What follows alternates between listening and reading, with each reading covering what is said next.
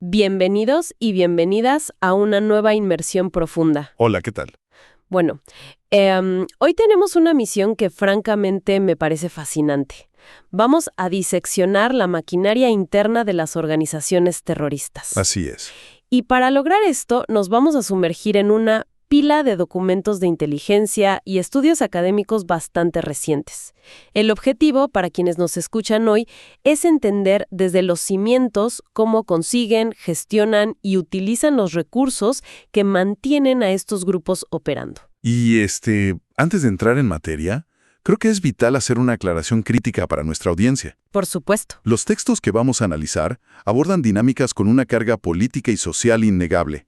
Pero nuestra labor aquí no es, bajo ninguna circunstancia, tomar partido ni respaldar posturas políticas, ya sean de izquierda, de derecha o de cualquier índole. Claro, totalmente. Nos limitaremos a exponer este material de forma absolutamente neutral. Vamos a extraer únicamente el análisis técnico y organizativo que contienen estas fuentes. Es una aclaración súper necesaria. Porque lo que vamos a ver hoy desafía muchísimos mitos. O sea, al leer estos materiales, resulta sorprendente ver cómo la complejidad de estas redes clandestinas se asemeja milimétricamente a la de las grandes corporaciones multinacionales. Es que es tal cual, son burocracias. Exacto.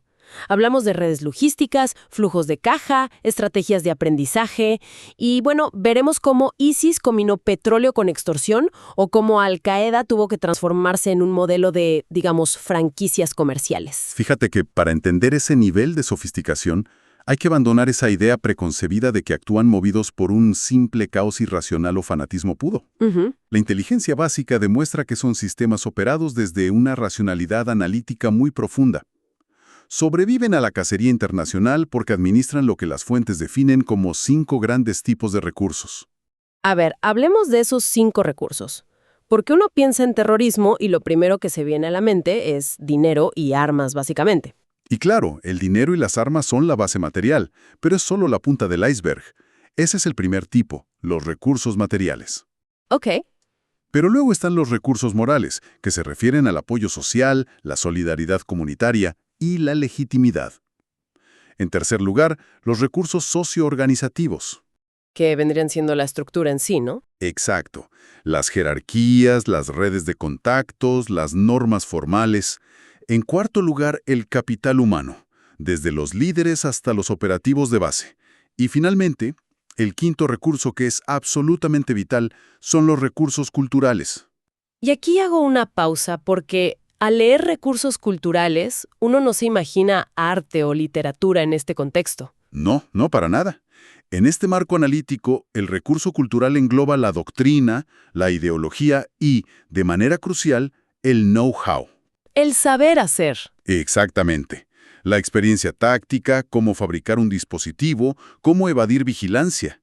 Es, digamos, la memoria corporativa de la organización. Para que quienes nos escuchan puedan visualizar cómo interactúan estos 5 elementos, propongo que usemos a Al-Qaeda como hilo conductor, específicamente su evolución después del año 2011. Me parece un ejemplo perfecto. Porque si vemos a Al-Qaeda en los años 90, operando desde Sudán y luego Afganistán, eran casi una corporación centralizada. Tenían sus recursos humanos y socioorganizativos en un solo lugar físico. Pero la historia da un giro.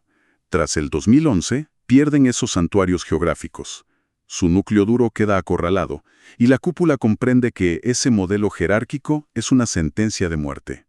Así que giran hacia la descentralización. Ahí es donde empiezan a otorgar su marca a grupos regionales en África y Medio Oriente. Literalmente como si fuera una franquicia. Cualquier grupo afín, si cumplía ciertos requisitos, podía usar el nombre.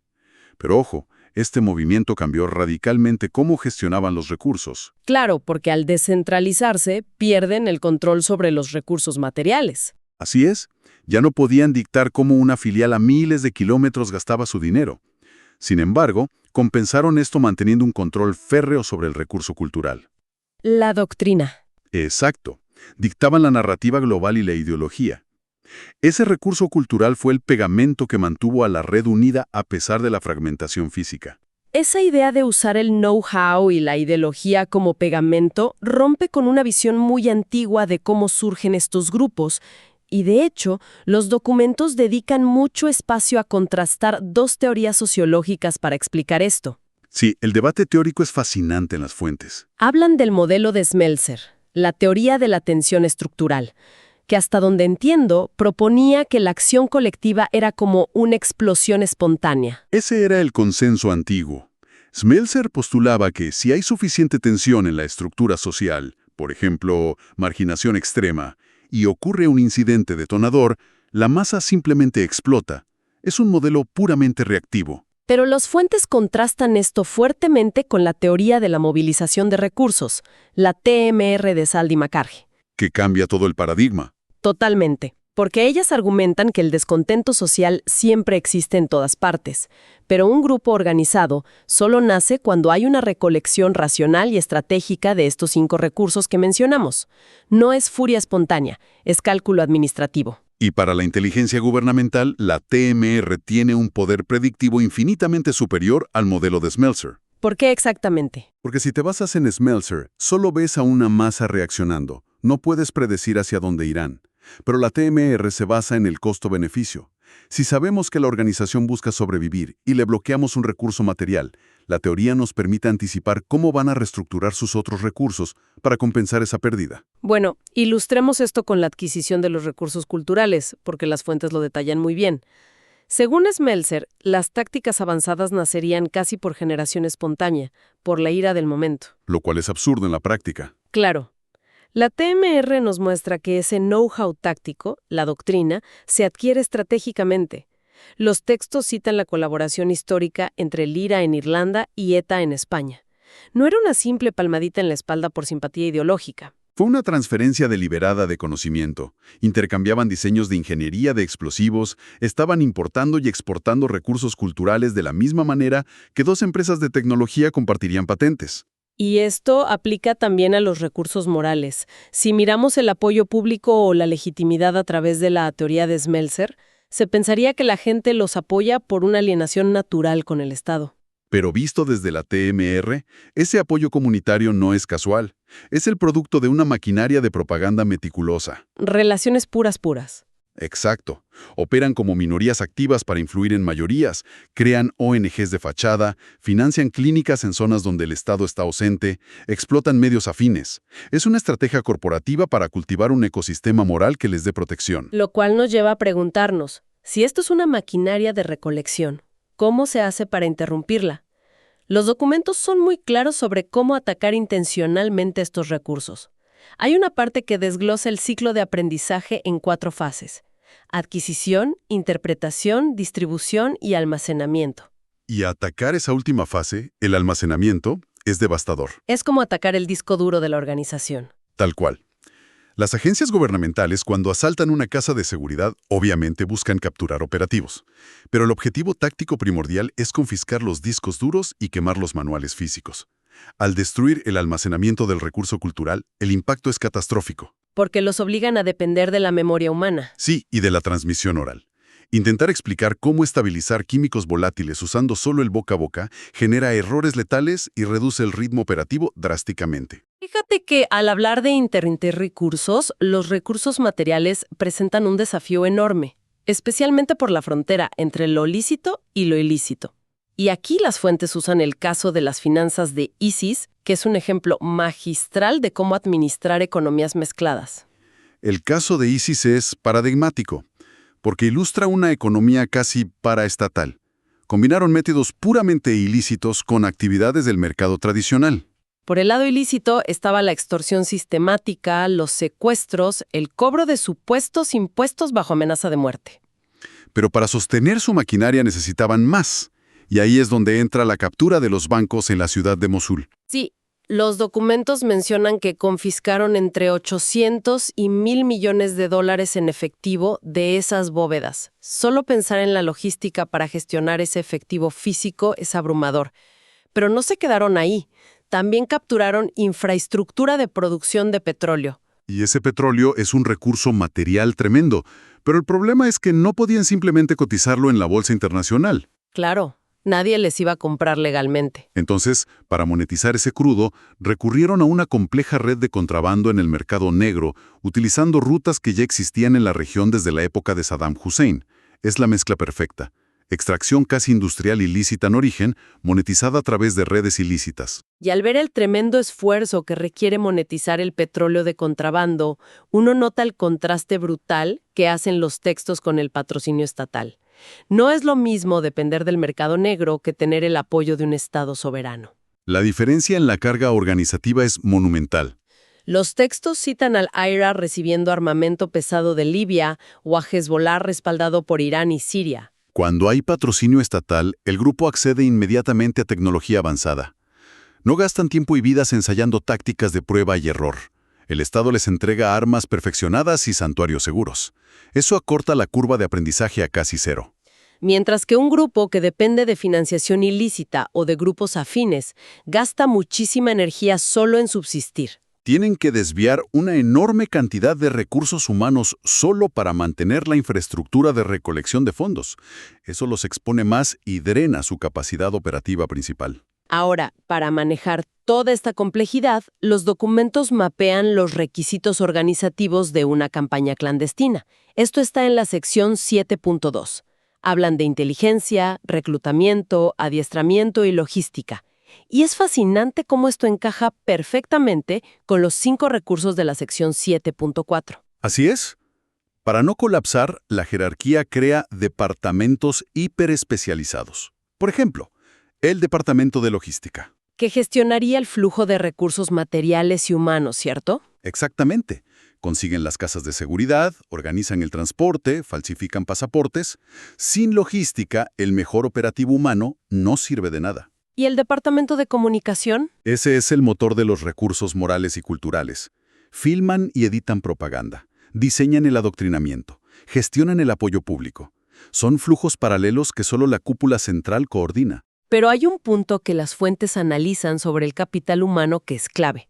¿Qué pasa con el tempo o ritmo operacional cuando el nivel de amenaza sube y las agencias gubernamentales empiezan a desmantelar estos departamentos? Ahí el grupo tiene que adaptarse rápido, y los documentos hacen una analogía brillante con los antiguos legionarios romanos. Es una analogía genial, porque a diferencia de un soldado común, el legionario romano sabía luchar, pero también construía carreteras, cocinaba y reparaba su armadura. Era una unidad autosuficiente. De manera similar, bajo extrema presión, los grupos terroristas no pueden depender de departamentos separados. Tienen que entrenar operativos multitarea. Un solo individuo gestionando inteligencia, logística y asalto. Para asegurar que el ritmo operativo no decaiga aunque el centro de mando esté desconectado. Y esta necesidad de ser autosuficiente nos sirve para contrastar los modelos jerárquicos rígidos, como ese ISIS inicial, con el terrorismo contemporáneo, que tiende hacia redes altamente descentralizadas. Sí, las células pequeñas. Que sobreviven mejor porque no hay un blanco central claro. Pero los documentos señalan que tienen desafíos de gestión de recursos gravísimos. Les cuesta muchísimo mantener el recurso cultural, el know-how, porque no tienen campos de entrenamiento formales. Se desploma la calidad técnica. Y mantener la cohesión estratégica es casi imposible. Las células locales terminan operando bajo sus propias agendas. Con todo esto en mente, las fuentes plantean una reorientación en la estrategia contraterrorista gubernamental, evaluando específicamente la Kingpin Strategy, que es la estrategia de decapitar al líder de la organización. Y aquí los datos estadísticos son muy reveladores. Los coeficientes de los modelos Logit que presentan los estudios muestran que eliminar al líder es sumamente efectivo para interrumpir los recursos organizativos, pero no en todos los casos. Funciona muy bien contra grupos nuevos, pequeños o de motivación puramente ideológica y política. Porque ahí la estructura depende del carisma y los contactos personales del líder. Si lo eliminas, el grupo se queda sin capacidad organizativa. Pero advierten que los números son muy diferentes cuando atacan grupos de base puramente religiosa. Ahí la eficacia de la decapitación baja muchísimo. En los grupos de base religiosa, la ideología, su recurso cultural, actúa como un mandato superior. Pierden a un líder y la burocracia asciende al siguiente. Porque la legitimidad no reside en la persona, sino en el dogma. Por eso concluyen que los gobiernos deben enfocarse en vulnerabilidades estructurales.